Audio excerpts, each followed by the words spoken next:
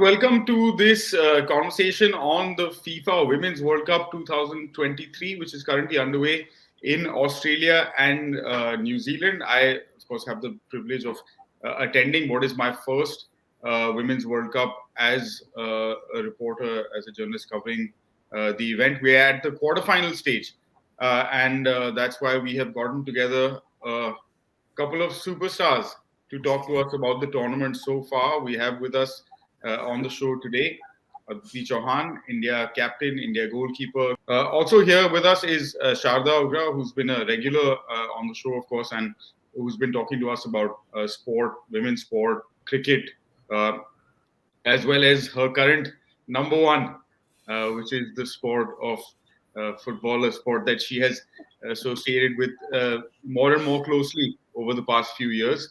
Thank you for joining us this morning or this afternoon, guys. Start with you, Aditi. How's it been? We've had a pretty exciting round of league games, followed by the first knockout round, and we're heading into the quarterfinals. Um, I guess everything still to play for, and one of the most open World Cup finals we've seen in recent times. I've been following it very closely, as many matches as I can, and it's one of the most interesting World Cups I've watched so far.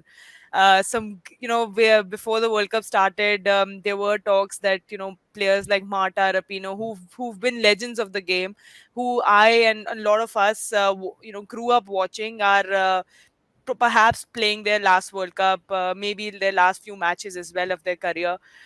So it was really interesting to watch them. How we in fact I thought that maybe one of them would have their destiny written like Messi, but unfortunately not. I think we'll see a new champion this time, and heartbreaking, of course, for Marta, Rapinoe, Sinclair, who's the top scorer, men or women.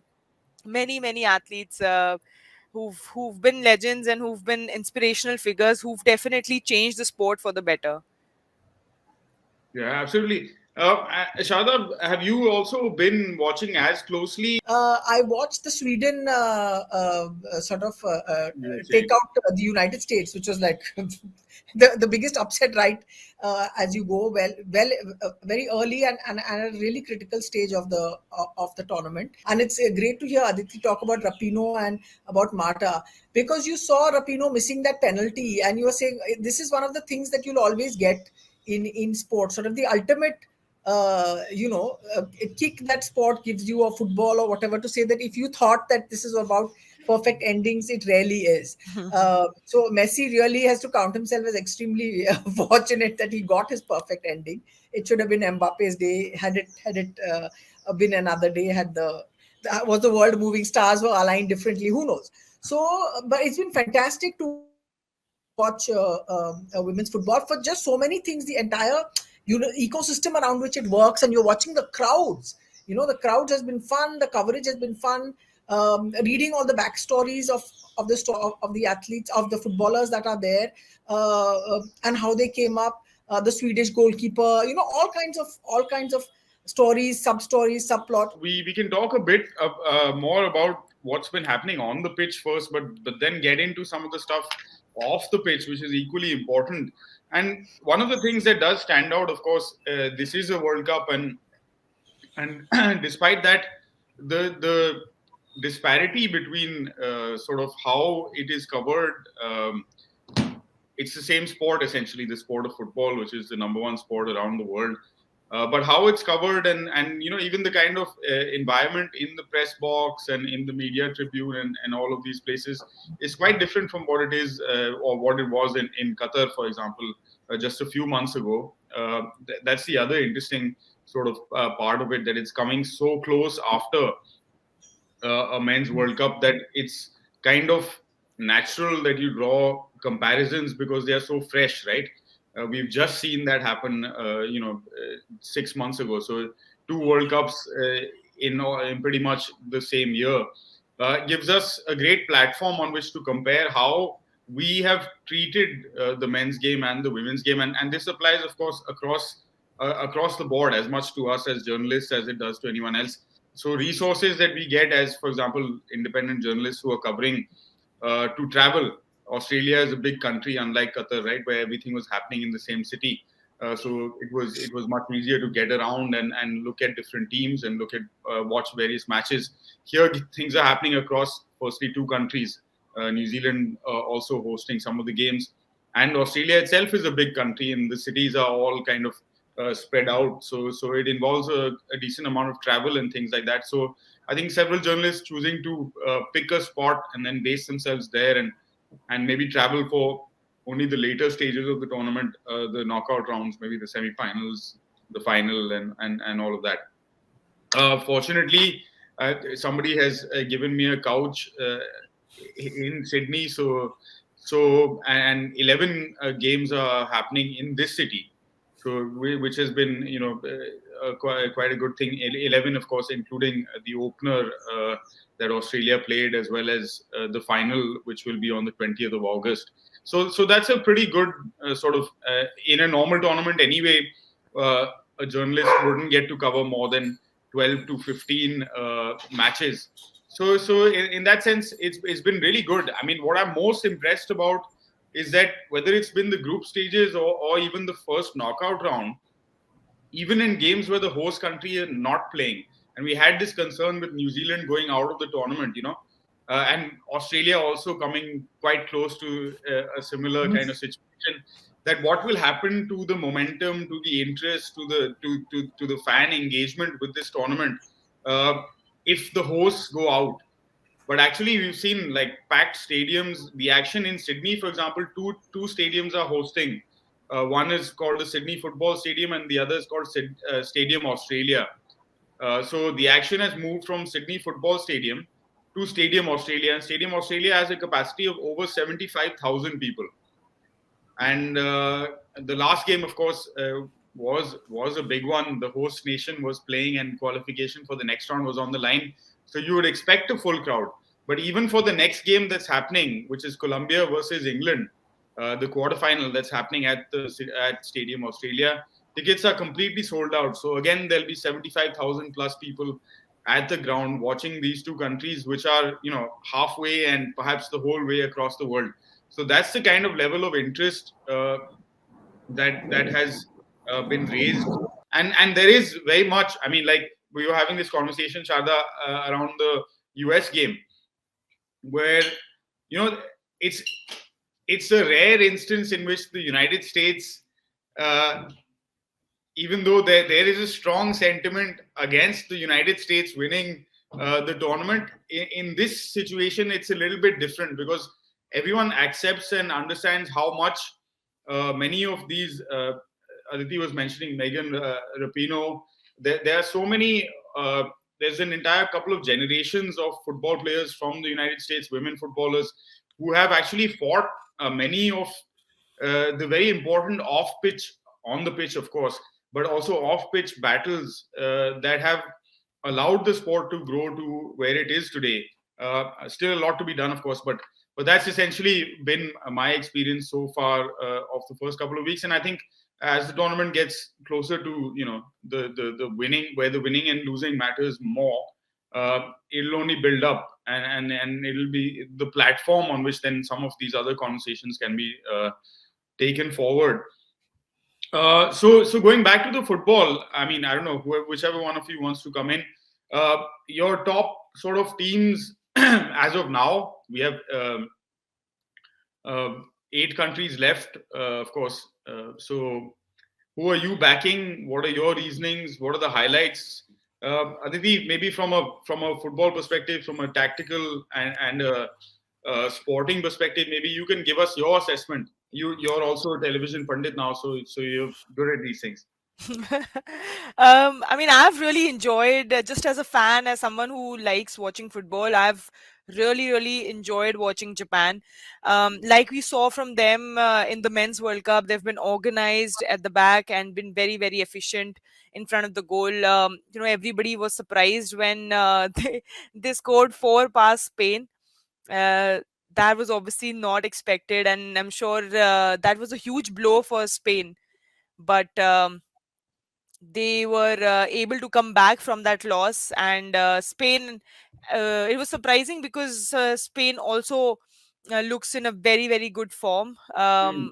The, they play beautiful football, and just the skills, the pace, the intensity, the movement of the players. It's so fluid to watch, like you would expect from Spanish side.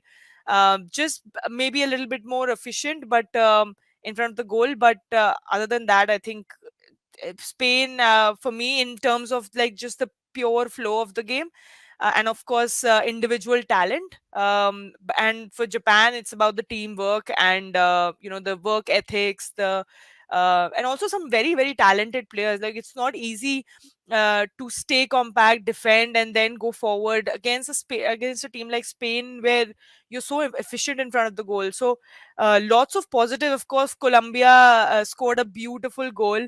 Oh yeah. It was the first touch itself, like, that's top class goal. I mean, if you saw that in a men's game, you'd be singing laurels. But unfortunately, not enough people are watching and or have watched that goal to Mm. talk about it more. So these are the things. I mean, there's some really top quality, and the most interesting thing for me is that a lot of surprises, a lot of smaller teams, that you can call them, or lower ranked teams, making their mark. That just shows the kind of development and how far women's football has grown around the world. You talked about the US and their dominance. It's become more competitive, like how they US used to walk into a tournament like this and be the clear favorites. Yeah. Now they're struggling to get out of the group stages. Just shows, not that they're not good enough, but the fact that the other teams have now really picked up the pace. Fitness was something that US had the advantage of. Now every team has sports science, they understand the importance. Everyone's competing against them in terms of fitness, but also have got the quality and the skills, tactical ability as well, to execute the plan and read the opponent. So it's become very, very technical, women's football, and you can see the individual talent as well. Just to focus a bit more on Japan, an Asian country, and looking at it from an Asian football perspective as well. Great to have not one but two nations representing the Asian Confederation. The second, of course, being Australia. Uh, but for Japan, we saw, of course, that game against Spain that you were talking about, and then a very different tactical approach in a sense in the game against Norway in the round of 16, which also they went through quite comfortably. Although Norway possesses a great amount of talent. I mean, some Yeah. amazing players like the Berg. Yeah, and even against Spain, they changed their formation tactically. It went 5-4-1. You could see, like, from the setup, that maybe it was very defensive, and they'll be sitting back. But that was not the case. As soon as they were getting the ball, they were just sprinting forward. All the players are joining the attack. Some great through passes, some great accurate passes, and then just the intent, just the intent that whatever the opportunity they are getting, they have to make the most of it. So Yeah. they've changed themselves according to the opponent, but also had the belief that they can go on to win the game. Yeah, and yeah, absolutely right. I mean, on the break, they've looked a bit scary. Yeah. The way the entire team kind of presses forward and moves up, and you've seen defenders getting goals in that bargain. You've seen a lot of second balls Yeah. being addressed, being taken care of. A lot of chances being created off those second balls, and putting that constant pressure, Hmm. uh, especially when they move into the opposition third. Uh, Yeah. on the team that is defending to try and make something happen. So, how do you fancy Japan's chances, and do you think that they are the strongest of the Asian countries, of the two remaining Asian countries, of course, with the best chance of moving through? Also, looking at the side of the draw that they are on. Yeah, yeah. I was just looking at the draw. They're going to be facing Sweden in the next match, if I'm not wrong, and I think Australia is going to be facing Denmark. So I do feel, watching Sweden, Japan, I think, can be really efficient. Sweden, I think, don't have as many goals as they would have liked. But I do fancy Japan going forward a bit more. Of course, Australia's got, you can't underestimate the power of having the home crowd. And Yeah. of course, now Sam Kerr, their best player, is also back from injury, so that adds a lot of advantage. So very interesting. I think I would love to see any of the teams win, but of course, for me, Japan's win, or if they are able to win, would be great to watch. Yeah. Japan are, of course, previous World Cup winners back in 2011. A lot has changed. Some of it, Aditi was pointing out, in the last 10, 11, 12 years, a lot has changed as far as women's football is concerned. And what you're seeing today, I think, is also a starting point of how things go to the next level. Shaja, we were kind of recapping some of Aditi's highlights of the tournament so far. Uh, we have a potential rematch coming up in the semi-finals between Spain and Japan. That should be an exciting one. That is, of course, if they get through their respective quarterfinals. But as of now, the way at least I'm looking at it is that's how this is panning out. For me, I'm hoping for August 20th, Japan versus France final here in Sydney. How have you seen it from a footballing perspective? What's been the highlight for you? Uh, What have you enjoyed the most? what I've actually enjoyed the most has been watching sort of. I think just the physicality of the women players that are there. What I like watching about women's football at any level is the lack of absolutely what they call professional fouls. In that sense, you've seen a few. You've seen somebody stamping on another player and getting red carded and all of that. But I think what I like to watch is the athleticism of the women that are there, and it's a very bizarre thing to be saying when you should be watching, goals, and you should be watching all kinds of other things, is because the surprise of people that are watching around you is what gives me great pleasure. It's like, what did you think? That this was, the a women's football World Cup was not going to be high quality. It was going to be just, girls playing. So seeing that and having seen it improve over the years, and having seen it, if you go back to see the video footage of the first few editions of the World Cup and now, and this happens across all sport, men and women. You can see the speed with which the game is played, and you can see this, but at the same time the women's game is still open and flowing in a way that you don't find in the men's game. That kind of flowing football that you get to see, and the skills that you get to see without them being shut down by professional fouls. But yeah, the France versus Japan final is a dream final. I think 75,000 people are coming to that stadium to see England lose so against Colombia, because these are Yeah. Australians. They're going to be cheering for the Colombians as well. But the history of Australian football is also very, very mixed. The reason why they were not such a successful team, even though they had such a large number of immigrant populations, both in Sydney and in Melbourne, is because of how the game was run and all the internal fighting that we know all about it, because there's so much of it in Indian sport also. Mhm. And it's important actually for the Australian women to come through and almost to sort of show the men that this is how it's done. This is how you win World Cups. I think the figure of Sam Kerr is also very important, because she is the highest earning women's football player in the world. She is almost like the Messi of her game, in that sense of the kind of stature and the kind of rewards that she has. So it's many things are kind of going on. I'd love to have seen Brazil still being there, because Brazil is just an idea as much as it is a football team. It's just a notion that you have of the Brazilness of football. It would be nice to have them there, but tough luck. Not everything ends. Not all scripts have to have a fairy tale finish. So it would be good. The Sweden result against the United States was a big one, but I hope this is as far as they'll go. All right. On Hope that note, we will take the leave of our audience. I hope you guys watch this, share, also share with your friends. The tournament is getting to a really interesting stage. You still have some time to jump onto the bandwagon if you haven't already. Whatever platform, I think FIFA Plus is showing it. Something called Fan Code is showing it. I'm sure you can find streams BD DD online. Sports Sports, as well. Yeah. DD BD Sports, Sports. DD DD Sports. Sports as well. So fantastic. The national broadcaster doing its job, even if it's not doing its job when it's broadcasting proceedings in Parliament. But thank you very much for joining us on this special episode of 420 grams, coming to you either on NewsClick or 420 grams. We'll be back again on Sunday, hopefully, with some of this crew. Aditi, Sharda, thanks so much for your time. Bye. Flying Enjoy the kiss. Bye. game. Thank you. You too. Take care. Flying kiss all around. Bye.